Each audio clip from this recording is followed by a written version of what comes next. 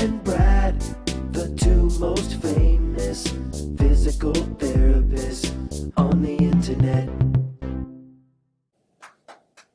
Hi, folks. I'm Bob Schrupp, physical therapist. Brad Heineck, physical Together therapist. we are the most famous physical therapists on the internet. In our opinion, of course, Bob. Today we're going to teach you how to sleep without pain, how to train yourself good sleeping positions, which is the key, isn't it, Brad? Right. There's a couple of things that if you understand and realize, you can get through the night feeling much better and sleeping all night. Right. And sleep is very, very important. As many people know, if you don't have a good night's sleep, that actually can add to your pain. Oh, right. I mean, right. it can feed into the pain for the next day. Slows down healing. It's just, as we all, I think, I disagree with that. All right, finally. There you go. If you are new to our channel, please take a second to subscribe to us. We provide videos on how to stay healthy, fit, pain-free. We upload every day. And we're always giving away something. We're not giving anything away today, but tomorrow we'll be starting again a giveaway. Yes. Okay. The stretch out strap, right? Yeah, the stretch out strap. Okay. Which is a kind of cool little device. We're giving away 5 of those. So join us on our social media channels and you'll find us. You're blocking the back. I know. I forgot about the Bob and Brad. Okay. Covered up by tiny mattresses. Oh, there we go. Okay. So, Bob, we had a request for this one.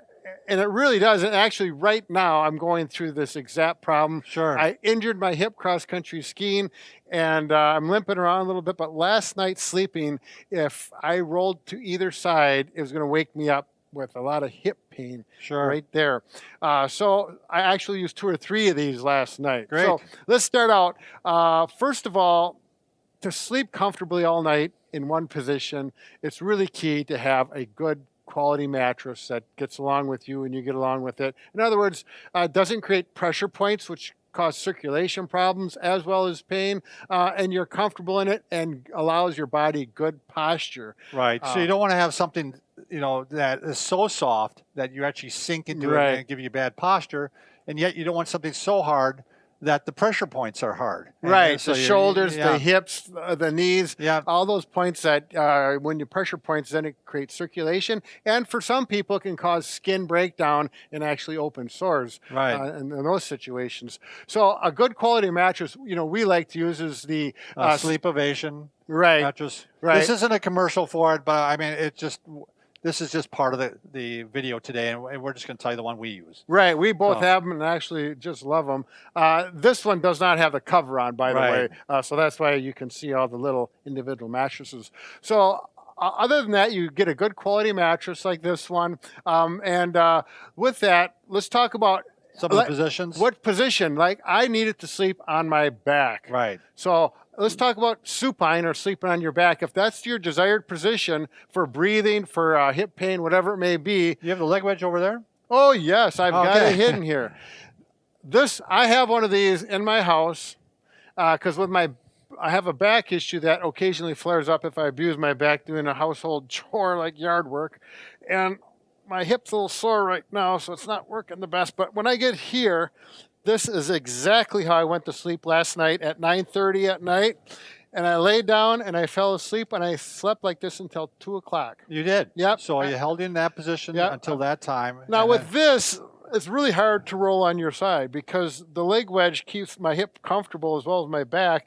And it's there, so you just don't want to roll over because it's there and it's telling your body. It also gives you a little elevation, so it might help with the swelling. And also, a lot of times, it's nice on the knees. A slight little bend to the knees and hips. Right. So a little comfortable on those quite often. And then the next thing is make sure your pillow is not too thick. If you have a thick pillow that lifts your head up, that puts stress on your neck, and that can cause neck pain. So make sure you have a thinner pillow. And if you're on your back. Right, if you're on your back. There you go. And the next thing, if you don't have a leg wedge or maybe you don't need a leg wedge, then you're just going to use some pillows? Yep, get some pillows. And you can put a long body pillow really works well. We don't have one here. Oh, sure. But put it so that when you roll, you feel those pillows. And typically people don't roll off the bed because it's in your mind ingrained so well over the years. And so the pillows there can help you maintain that supine posture. If you're like me, my wife hogging the bed, I'm right towards the edge already, so I just have to put pillows on one side. Does she ever push you off? It's been close. It's been close. We don't have to go there. All right. Bob, I cannot lay on my side, so you get to do that. Okay. All right, so when you're on your side, and I'm going to go on this side because my mic is on the other side.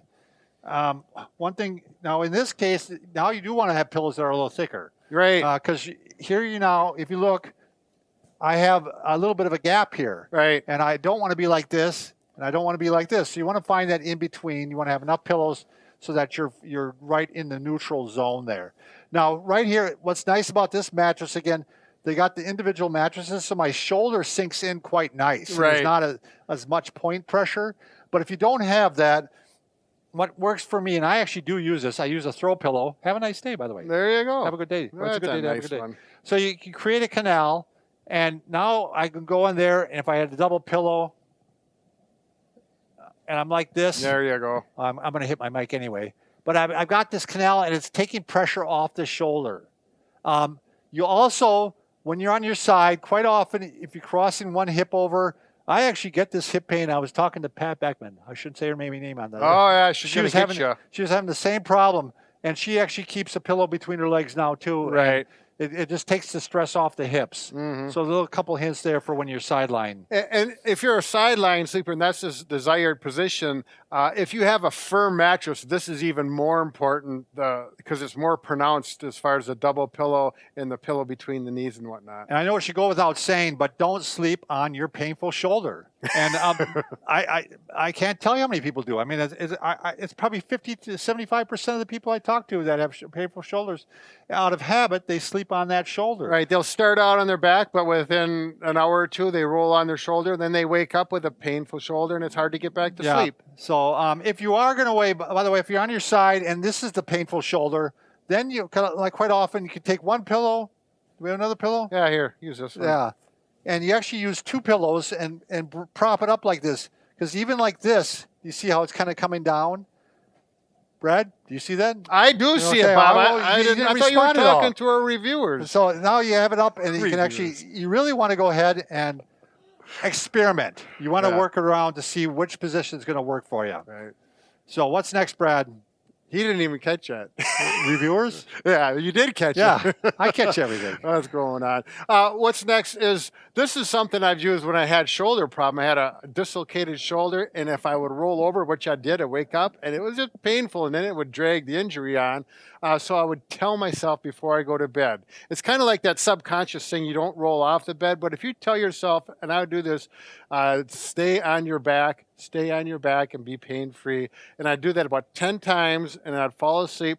And I would say it was helpful. No, it is funny how I trained yourself I've used mentally. stuff like that myself. Like I use it sometimes if I have to remember to do something, I'm on a run. Yeah. And I said, as soon as I get in the door, it's going to come into me what I need to do. Right. And it does. Every time I come into the door, all of a sudden it pops into my head. Sure. So it's that subconscious training that does work. Right. And lastly, and this is one of the techniques I used last night, I was laying there. I didn't want to have my feet up on the wedge. 4 hours was enough. So you were at 2 o'clock in the morning, you got up and did this. Right, because I was laying there. It's like, man, I like to roll on my side typically, and I knew if I fell asleep, I might do that. So I went to the living room, and I laid on my couch. Because the couch, my one side was against the couch, the vertical side of the couch, and the other side I wasn't going to roll off because that's already in my mind.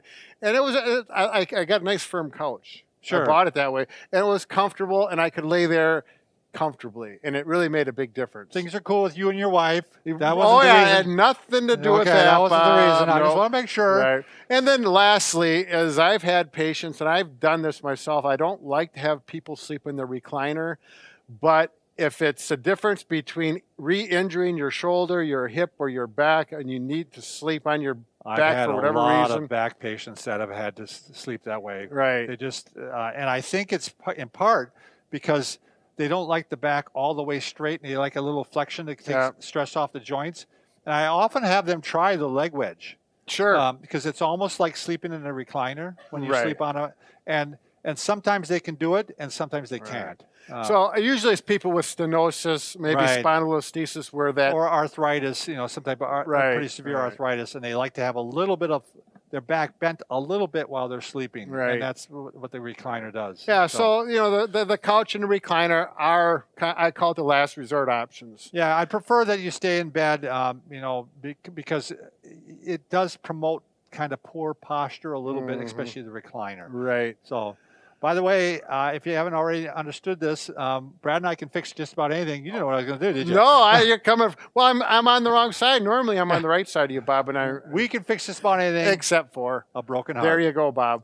We made it before 10 minutes. Yeah, we're working on it. Thanks.